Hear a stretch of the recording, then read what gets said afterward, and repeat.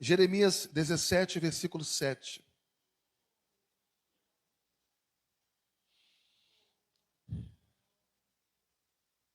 Nós temos esse versículo aqui na nossa tela. Bendito o homem que confia no Senhor e cuja esperança é o Senhor. Vamos juntos? Bendito o homem que confia no Senhor e cuja esperança é o Senhor. Pai, mais uma vez oramos e pedimos que o Senhor fale conosco e que a tua palavra, ela tenha o alvo certo nesta manhã, como sempre, Senhor. Que ela alcance o nosso coração e que ela nos ajude a estar no centro da tua vontade. É o que te pedimos em nome de Jesus. Amém, amém. Toma o seu lugar, obrigado. O profeta Jeremias, ele foi profeta nos meados do ano 600 antes de Cristo. E alguns profetas têm muitas mensagens, mas o profeta Jeremias, ele tinha apenas 2 mensagens. Se você for estudar o livro do profeta Jeremias, você vai descobrir que a primeira mensagem que ele tem, a primeira mensagem que ele deveria pregar, e era mando de Deus, era uma mensagem de juízo. Era uma mensagem de condenação. Era uma mensagem dura. Uma mensagem de que Deus iria disciplinar o seu povo por um simples motivo. Porque o povo era infiel a Deus. E Jeremias tinha que pregar para essa turma. Dizer para eles, vocês são infiéis. E a vara do Senhor vai pesar sobre vocês. E ele dizia isso muito claramente para Israel. Sem temor, confiando em Deus. As pessoas não gostavam daquela palavra. As pessoas não gostavam daquela profecia. Mas Jeremias era um homem que temia Deus e cumpria com o seu propósito. Ele pregava para aquele povo. Ele sabia que aquele povo não ia mudar de postura. Ele já sabia que aquele povo não mudaria de comportamento. E o ministério de Jeremias, pasme você, foi um ministério de 40 anos. 40 anos pregando, sabendo que não mudaria nada. Mas ele precisava de cumprir com o seu papel. Por isso Jeremias é chamado de profeta chorão. Por causa dessa mensagem, ele foi perseguido. Por causa da sua dura mensagem, ele foi incompreendido. Por causa da sua dura mensagem, ele foi maltratado. Ele foi preso. Por causa disso, Jeremias teve que abrir mão da sua relação familiar. Por conta disso, Jeremias foi um profeta que sofreu por demais. Sofreu todos os revés da vida por causa do teor da sua palavra. Mas ele nunca deixou de ser fiel a Deus.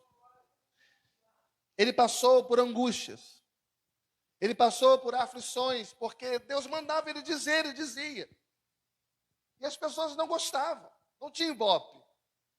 Ele caiu numa depressão profunda. Angústias da sua alma. Ele passou por momentos profundos de aflições. Mas o povo não mudava. O povo não mudou.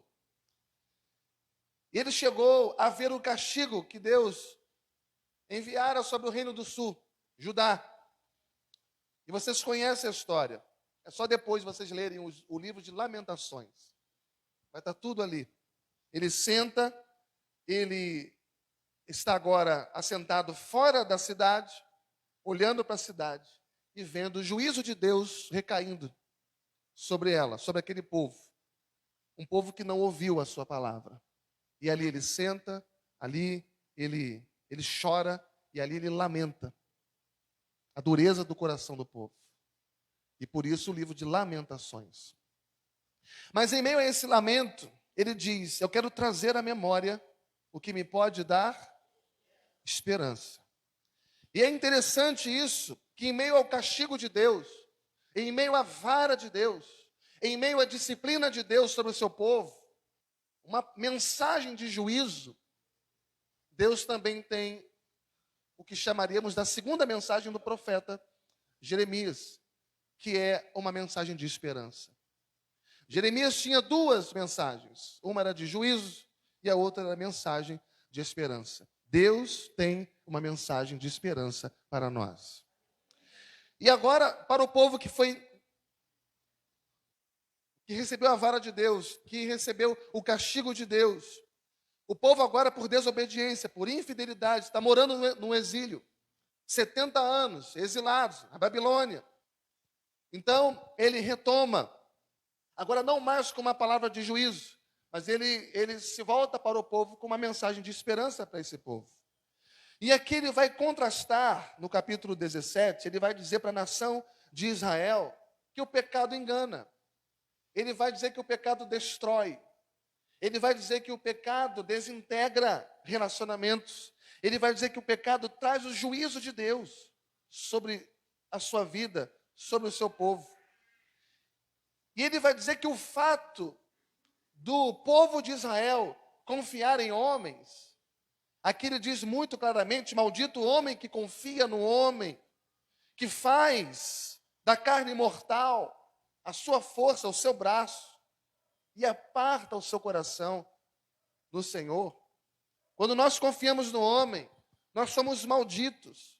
Quando nós confiamos no homem, nós somos amaldiçoados. Por quê? Quando você confia em coisas, quando você confia no homem, o seu coração já se afastou de Deus há muito tempo. Você espera mais de pessoas, espera mais das coisas, das circunstâncias, do que em Deus. Seu coração já se afastou de Deus há muito tempo.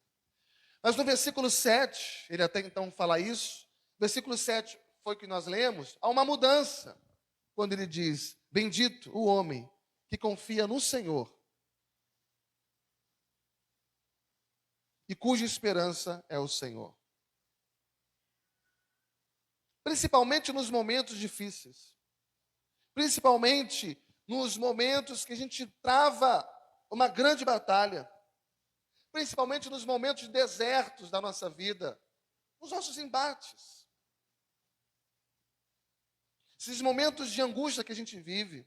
Esses altos e baixos das nossas emoções. Os momentos de dor que a gente vive. E hoje eu quero apresentar para vocês algumas razões para justificar para você sobre por que nós somos benditos. Porque o texto diz que abençoado é aquele, bendito é aquele, cuja esperança é o Senhor. E você vai entender que esperança é a consequência da fé. Por isso que muitas pessoas vivem sem esperança.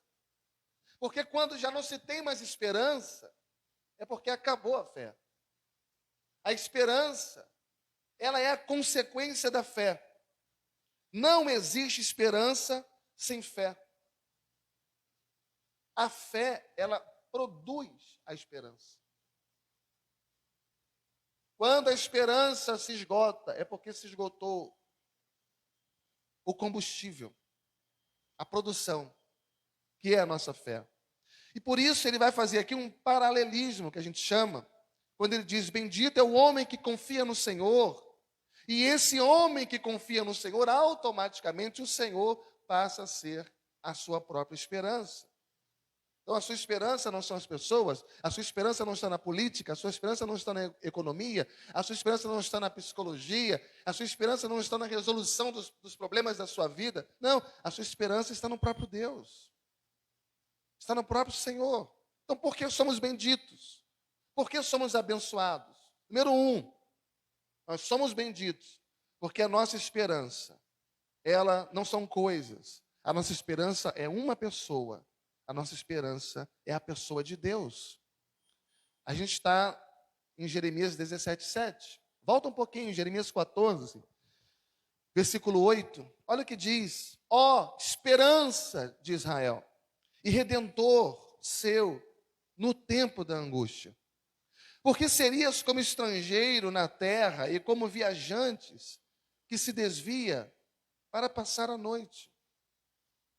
Ó, esperança de Israel. Veja que Deus aqui é chamado de um título. Deus aqui é chamado de um nome. Deus é chamado de esperança de Israel. Ele é a esperança do seu povo. Ele é a esperança da igreja. Ele é a esperança nossa que confiamos nele. Deus é a nossa esperança. Então entenda isso, que a nossa esperança não é uma emoção que você sente. A nossa esperança não é um sentimento que produzimos. Puxa, sou tão esperançoso. A nossa esperança não é um sentimento. A nossa esperança não é uma doutrina teológica. A nossa esperança não é teologia, não é ideologia, não é filosofia. A nossa esperança está afirmada em Deus. A nossa esperança está afirmada em Deus. Ele, a pessoa dele, é a nossa esperança. E por isso que Jeremias diz: quero trazer à memória o que me pode dar esperança. E ele começa falando que a primeira coisa que ele traz à memória são as misericórdias do Senhor. É só você ver lá em Lamentações, no capítulo 3, versículo 21, 22, 23. Quero trazer à memória o que me pode dar esperança. E a primeira coisa que vem na mente dele, ele já fala em seguida. As misericórdias do Senhor são a causa de nós não sermos consumidos. Então veja você que em tempos de angústias, em tempos de sofrimento, em tempos de dor, de incompreensões, de desânimos, em tempos de crise, de deserto, estamos disciplinados, abatidos, adoecidos, mas nós não estamos mortos. Você está vivo. E enquanto a vida, a esperança. E por quê? Porque Ele está conosco. Porque o Senhor está conosco. E as misericórdias do Senhor se renovam sobre a nossa vida a cada manhã. Olha, você está aqui agora. São 9h55. Você nos assiste agora. Mas talvez você tenha acordado hoje 4 horas da manhã, 5 horas, 6, 7. Talvez você tenha tido até uma noite difícil, passado a noite em claro. Mas quando amanheceu o dia, as misericórdias do Senhor já tinham se renovado sobre a sua vida. Isso acontece todo dia. Porque Ele é a nossa esperança. E esse Deus que é a nossa esperança, Ele também é bom. E esse Deus que é a nossa esperança, Ele também é fiel. Porque o texto prossegue, e ele não fala apenas da misericórdia do Senhor, mas ele também fala da bondade do Senhor lá. E não apenas da misericórdia e da bondade, mas o que vem à memória dele também é a fidelidade do Senhor. O nosso Deus é misericordioso, o nosso Deus é bom, o nosso Deus é fiel. E Ele voltará a ter misericórdia de nós, ainda que Ele nos castigue, ainda que Ele nos discipline, porque Deus disciplina, repreende a quem Ele ama. Assim como um pai amoroso e uma mãe amorosa disciplina um filho por amor. Ainda que a disciplina do Senhor venha sobre nós e nos aperte, nos amasse, e nos faça enfrentar os desertos da vida, ainda que Ele faça isso, o seu prazer está na misericórdia. O seu prazer está na sua graça. Romanos 15, versículo 13, diz: e o Deus da esperança vos encha de toda alegria, de todo gozo e paz no vosso crer, para que sejais ricos de esperança no poder do Espírito Santo. Romanos 15, versículo 13. E o Deus da esperança, o Deus, não é um Deus, como se houvesse outros. Veja que ele fala o Deus, e quando ele fala o Deus, ele define um artigo. Ele está falando do único Deus, o único Deus, mas não só isso. Romanos 15, 13 ainda, diz que ele é o Deus da esperança, porque o seu nome é esperança. E é tão bonito isso porque ele vai mostrar que esse Deus, que é a nossa esperança, ele tem o poder de nos encher de alegria. Ele tem o poder de nos encher de gozo. Toda a alegria, todo o gozo, toda a satisfação. Mas não somente isso. Ainda, Romanos 15, 13, diz que ele faz tudo isso em nós, para que sejamos ricos. Ricos de esperança. Então, aquele que tem Deus, não coisas, não pessoas, não circunstâncias, mas aquele que tem Deus como a sua esperança, é uma pessoa que pode ser cheia de alegria, apesar dos problemas. É uma pessoa que pode ser cheia de gozo, de satisfação, fruto desta fé bendita, desta fé maravilhosa, que vai aparecer aqui também em Romanos 15, 13. Então veja bem, sempre a fé e a esperança, elas vão caminhar de mãos dadas. Se esgotar a fé, a esperança morre. Se a esperança morreu, é porque a fé já não existe mais.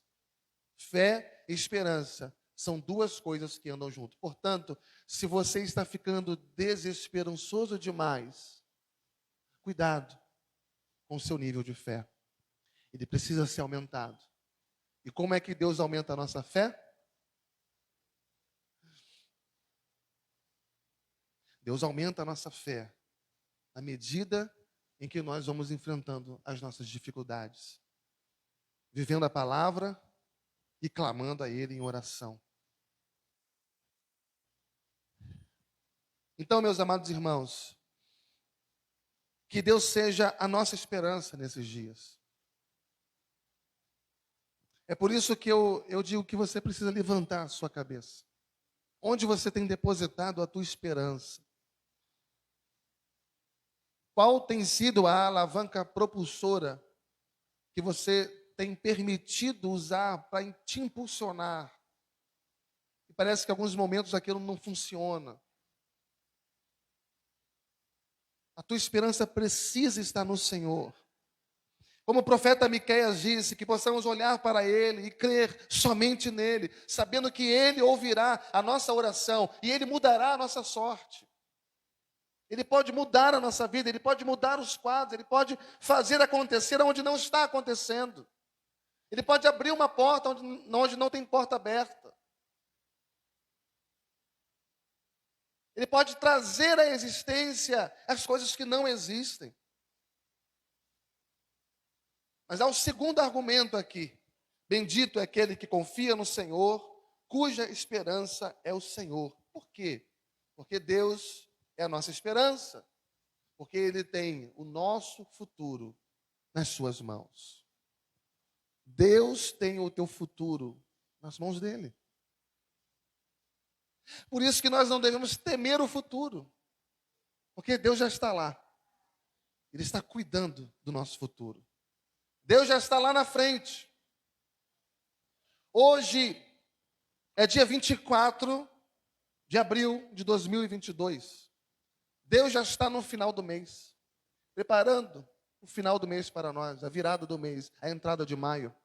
Deus já está no final do ano. Deus já está no final dessa década. Deus já está no final deste século. Deus está no futuro. Ele tem o controle de todas as coisas nas mãos dele. Deus está na frente de tudo. Até aquilo que te coloca medo hoje, que te traz insegurança hoje. Como será? Deus está lá. Ele está cuidando de todas as coisas. E aí eu quero que você entenda, porque esse mesmo Jeremias, ele vai chegar no capítulo 29, no versículo 11, ele vai dizer: eu é que sei que pensamentos tenho a vosso respeito, diz o Senhor. Pensamentos de paz e não de mal, para vos dar o fim que desejais. Veja, irmãos, que coisa magnífica, que coisa extraordinária. O Deus que é a nossa esperança, Ele pensa em nós. E não apenas isso, Ele pensa o melhor para nós. E pensar aqui, quando Ele diz, eu é que sei que pensamentos, esse verbo pensar aqui, é um verbo no hebraico, que significa estar preocupado com. Estar preocupado com. Significa traçar planos e projetos. E por isso que a Bíblia diz que o coração do homem pode traçar planos, mas a resposta certa vem dos lábios do Senhor. E é tão importante a gente entender isso, irmãos. É tão importante a gente ter a compreensão correta na nossa mente. É tão importante você olhar para a vida com uma cosmovisão bíblica. Ou seja, você vai olhar para cada situação da sua vida sob o ponto de vista bíblico, sob a ótica de Deus. Você vai entender tanta coisa. Que quando você se une aos demais e começa a olhar as dificuldades da sua vida com um olhar humano, você facilmente é derrotado. Mas sai dessa atmosfera humana e vem para o sobrenatural, olha com os olhos de Deus, olha com a perspectiva bíblica, se calce da palavra, das promessas de Deus, e agora olhe para o seu problema, e você vai enxergar de maneira diferente. É tão importante a gente entender isso, porque, sim, a gente está vivendo um tempo de incertezas. Isso é uma verdade. Incertezas econômicas, incertezas políticas, incertezas do ponto de vista da saúde, da proteção, da segurança. Existe uma angústia instalada hoje. Vivemos num mundo de incertezas, de instabilidades, num mundo de angústias. Isso tem adoecido as pessoas. Isso tem enfraquecido as pessoas. Isso tem feito com que as pessoas desenvolvam uma série de problemas mentais. Angústias, solidão, depressão, ansiedade. Muitas pessoas. E aqui é como se ele dissesse, olha, não dê ouvido aos que os outros estão dizendo. Porque a vida de vocês está na minha mente. Eu penso sobre vocês. A vida de vocês está no meu coração. Eu, Deus, a esperança de Israel, a esperança do povo, do meu povo. Eu é que sei que pensamentos, que projetos, que ideias, que planos acontecerão na vida de vocês. A nossa vida está nas mãos de Deus. Amém, irmãos? E se você for para o Novo Testamento, vamos lá juntos? Vamos lá para o Novo, você vai descobrir coisas extraordinárias. Porque o apóstolo Paulo, ele vai dizer em 1 Timóteo, a sua primeira epístola, a Timóteo, no capítulo 1, logo no início, versículo 1. Em 1 Timóteo 1:1, ele vai dizer, Paulo, apóstolo de Cristo Jesus, pelo mandato de Deus, nosso Salvador, e de Cristo Jesus, nossa esperança. Paulo, apóstolo de Cristo Jesus, Timóteo 1:1, pelo mandato de Deus, nosso Salvador, e de Cristo Jesus, nossa esperança. Então, Cristo é o nosso Salvador. Cristo é o nosso Senhor. Cristo é a nossa esperança. Veja que a mesma teologia que nós encontramos aqui, ela é uma continuação da teologia do Velho Testamento. A nossa esperança é Jesus Cristo. De onde me virá o socorro? O meu socorro vem do Senhor, que é a nossa esperança. Então, descanse o teu coração nisso. Descanse o teu coração nisso. Só existe essa saída para nós. Só existe essa porta para nós. Não adianta você bater em outras portas. Não adianta você tentar outros caminhos. Só existe essa saída para nós não sermos contaminados por esse desespero que está contagiando a nossa sociedade nos dias de hoje. Nós não somos Maria, vai com as outras. Não é porque todo mundo está que a gente também vai atrás. Nós temos um Deus e essa presença faz toda a diferença na nossa vida. Aleluia, vamos aplaudir ao Senhor.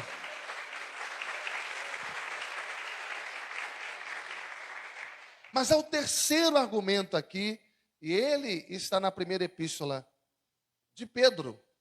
Lá um pouco mais à frente, lá quase no final da sua Bíblia, no capítulo 1. Veja bem, bendito é aquele que confia no Senhor, cuja esperança é o Senhor. Então o que a gente viu? Que a nossa esperança é uma pessoa, é a pessoa de Deus. Nossa esperança é Deus, e Ele dirige o nosso futuro. E o nosso futuro está nas mãos de Deus. Terceiro lugar, a nossa esperança, ela é imortal. E ela é indestrutível. Fala comigo, a nossa esperança Ela é imortal e indestrutível. Veja o que Pedro vai colocar aqui em 1 Pedro capítulo 1, versículo 3. Vamos ler juntos? Em 1 Pedro capítulo 1, versículo 3.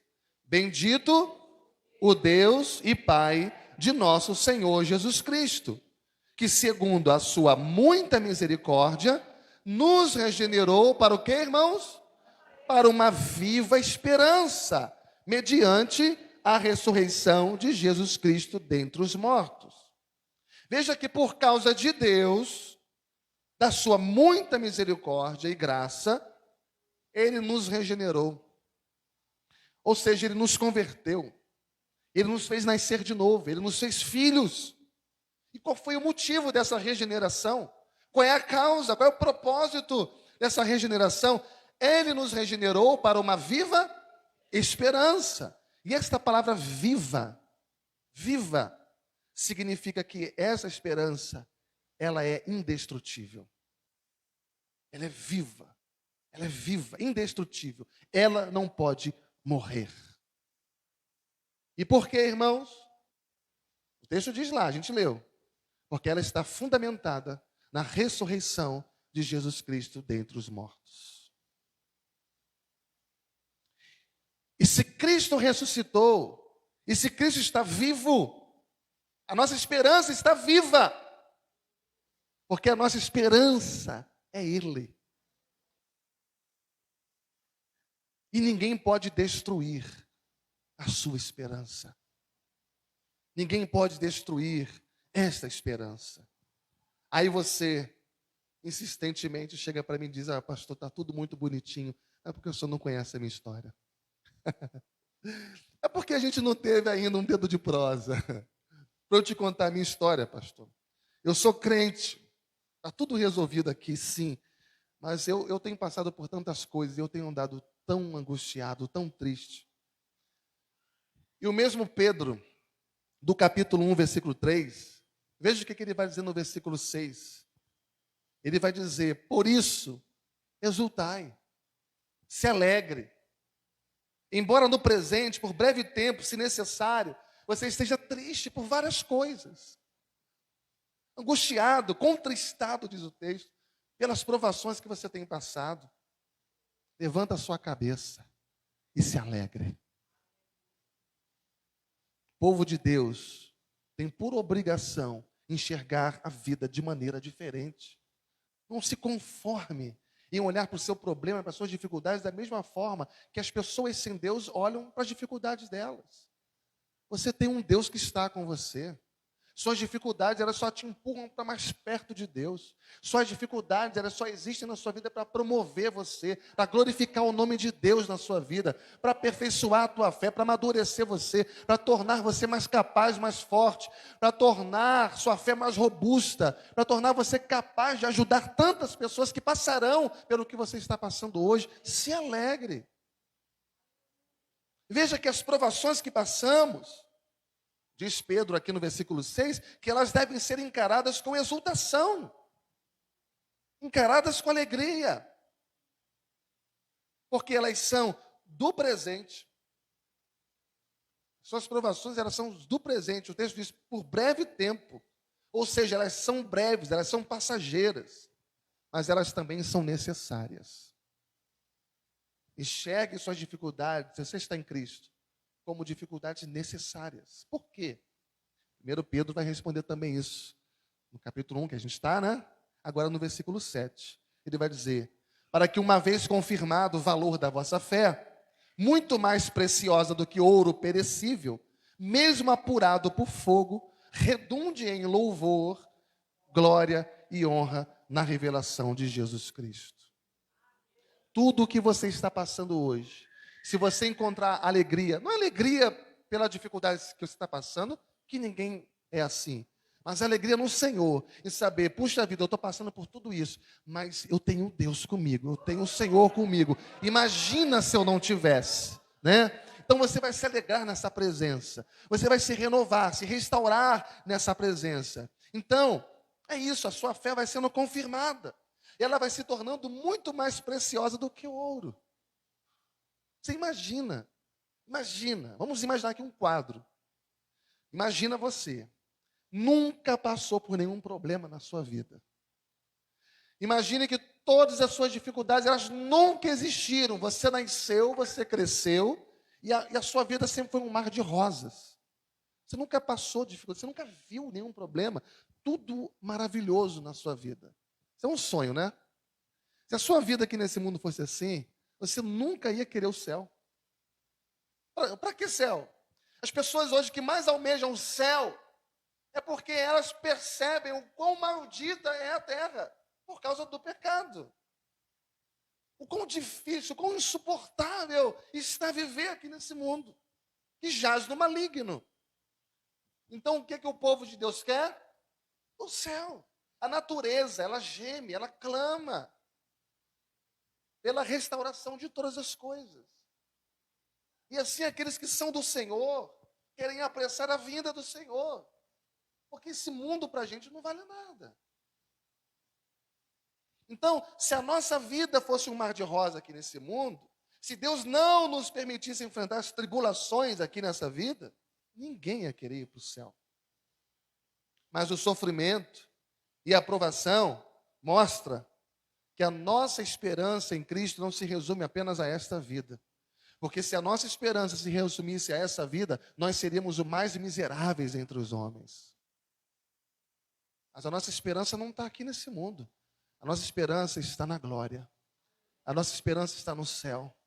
Porque resta um repouso para o povo de Deus. Nós seremos glorificados. E já não haverá mais dor, mais pranto, mais sofrimento, mais angústia, decepções, aborrecimentos, brigas, desentendimentos. Nada disso haverá. Porque nós estaremos num estado perfeito, diante de um Deus perfeito e que restaurou a perfeição de todas as coisas.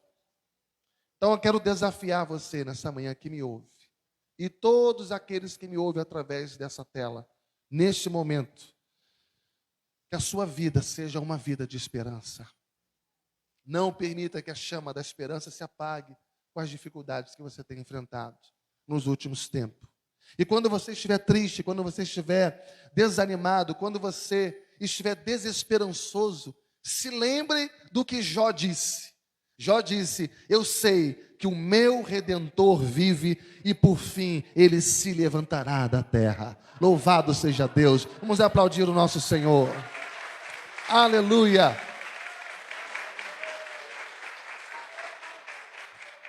Eu sei que o nosso Deus está vivo. E se Deus está vivo, a nossa esperança está viva.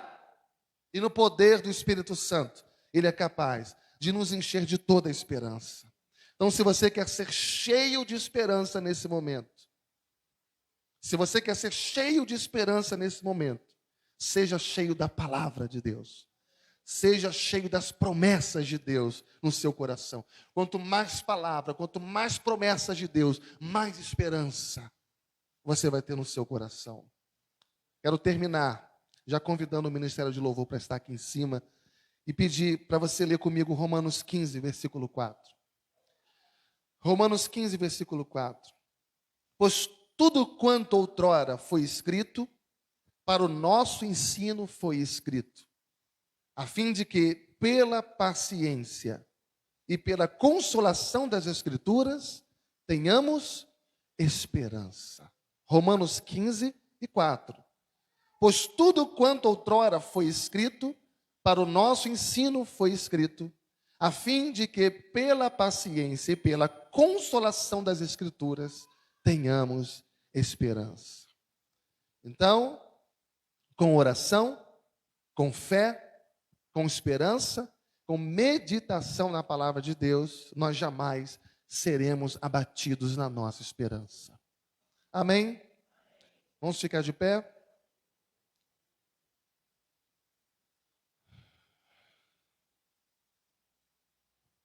Feche os seus olhos, curva a sua cabeça. A gente vai cantar Meu Abrigo, que foi um louvor que a gente cantou hoje, no período de música. Mas antes eu vou orar pela sua vida e por aqueles que me ouvem nesse momento. Senhor Deus, há muita coisa nessa vida, nesse mundo cheio de angústias e tribulações. Há muitos espíritos, demônios, que trabalham e que conspiram contra nós, tentando tirar de nós a alegria, a salvação, a fé, o amor, a esperança. Mas Deus restaura a nossa esperança nessa hora. Abre os olhos, Senhor, do meu irmão, da minha irmã. Levanta a cabeça do teu filho, da tua filha. Que possamos olhar para Ti, que possamos enxergar em Ti a beleza do Senhor e o caráter que o Senhor tem de ser a nossa esperança. Oh Pai, que não fiquemos iludidos, que não confiemos em coisas ou em homens em quem não há salvação, mas bendito é aquele cuja esperança é o Senhor e cujo auxílio vem do Senhor. Então, Senhor, vem nos fortalecer nesta manhã, vem trazer esperança para o nosso coração, que haja, ó Deus, um derramar de esperança nesta hora, sobre todos aqueles que confiam em Ti. Essa é a nossa oração, em nome de Jesus, que todos digam amém e amém. Glória a Deus.